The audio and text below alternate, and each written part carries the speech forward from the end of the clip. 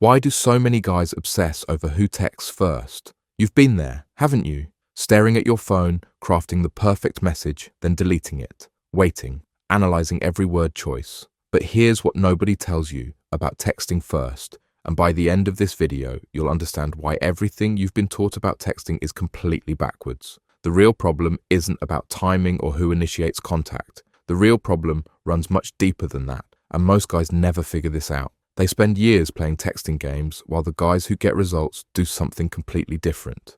But before I reveal what that is, you need to understand the psychological trap you've been caught in. When you're constantly worried about texting first, what are you really saying? You're operating from a place of scarcity instead of abundance. You're treating every text like it's make or break for your entire relationship. You're putting yourself in a position where you're always chasing, always seeking validation, always wondering if you're being too much. But there's something even worse happening here. Something that destroys your chances before you even realize it. And it has nothing to do with timing. Think about it. The most attractive people don't play games with communication. They don't calculate response times or worry about who reaches out first. They operate from a different mindset entirely. But what is that mindset exactly? What do they know that you don't? Here's the first piece of the puzzle. These people understand something called intentional communication. But intentional communication is completely useless if you don't understand what makes it work. Most guys think they're being intentional when they're actually making the biggest mistake possible.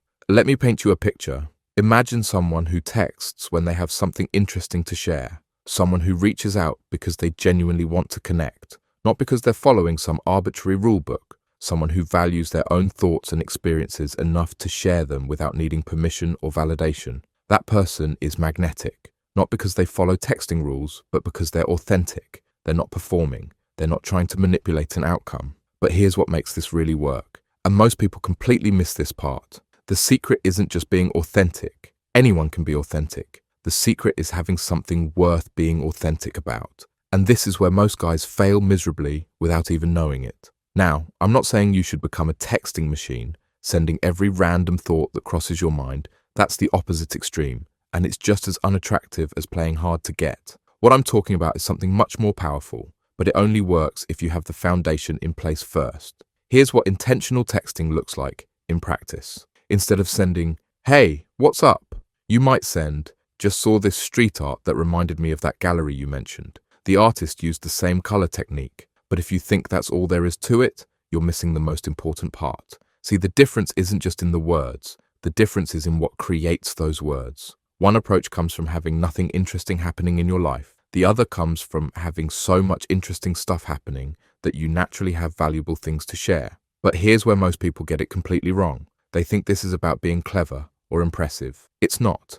And when you approach it that way, you actually make yourself less attractive, not more. The real solution has 3 parts, and each part is useless without the other 2. First, you need to understand the mindset shift. Second, you need to know the practical techniques. But the third part is what makes everything else work. And most guys never even consider it. Instead of obsessing over texting rules, focus on becoming someone worth texting. But becoming someone worth texting isn't just about having hobbies or interests. You can have hobbies and still be boring. You can have interests and still have nothing valuable to share. The real key is developing your interests in a way that creates natural conversation material. Develop your interests, pursue your passions, have experiences, read books, try new things, meet new people, but do all of this with the understanding that each experience should connect to and build upon the others. And here's the beautiful paradox that most people never discover. When you stop needing to text first, when you stop seeking validation through your phone, you become infinitely more attractive. But this only works if you're doing it for the right reasons. Think about the people in your life who you most enjoy talking to. Are they the ones who are always reaching out first? Always available, always eager to please? Or are they the ones who have their own thing going on, who bring interesting perspectives and stories when you do connect? The answer is obvious. We're attracted to people who have their own lives, their own interests, their own energy. We're drawn to those who choose to spend time with us, rather than those who need to spend time with us. But there's a specific way to become this type of person, and it's not what you think. So here's part 1 of what you do instead of worrying about who texts first. Get a life worth talking about. But getting a life worth talking about isn't enough if you don't know how to translate that life into compelling communication. I mean that in the kindest way possible. If your biggest concern is texting strategy, you're focusing on the wrong thing. Focus on becoming someone interesting. Take that cooking class, start that side project, plan that weekend trip, read that book. But each of these activities is worthless unless you understand how to connect them to meaningful conversation. Part 2 is about the actual texting technique. When you do text, make it count. Don't send messages just to maintain contact. Send messages that add value. Share something funny. Ask a thoughtful question. Reference something specific from your last conversation. But all of this falls apart if you don't have part 3 in place. Be the person who brightens someone's day with your messages, not the person who creates obligation. But being that person requires understanding the psychology of what makes messages feel like gifts rather than burdens. Part 3 is the most important, and it's what makes everything else work. Be comfortable with silence. This might be the hardest part for many of you, but it's absolutely crucial. In our hyper-connected world, we've forgotten that not every moment needs to be filled with communication. But being comfortable with silence isn't just about waiting. It's about what you do during that silence. When you're comfortable with silence, when you don't need constant validation through text messages, you project confidence. You show that you have other things going on, other sources of fulfillment. This isn't about playing games or being deliberately unavailable. It's about having a full life that doesn't revolve around your phone. But your full life needs to be the right kind of full life.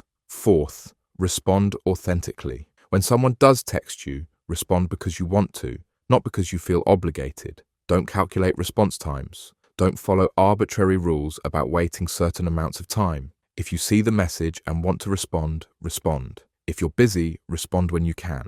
But authentic responses only work if your authentic self is worth responding to. The goal isn't to be strategic about communication. The goal is to be genuine. People can sense authenticity through a screen, just like they can sense manipulation and game playing. But genuine authenticity without substance is just as unattractive as fake strategy. Here's what happens when you shift from scarcity thinking to abundance thinking about texting. You stop treating every interaction like it's your last chance. You stop putting so much pressure on individual messages. You start communicating from a place of genuine interest rather than desperate need. But this transformation only happens when you have all the pieces in place. And paradoxically, this makes you infinitely more attractive. When you're not chasing, you become worth chasing. When you're not seeking validation, you become someone others want validation from. When you stop playing games, you start winning them. But winning the game requires understanding what the real game actually is. Remember, this isn't about manipulation or strategy.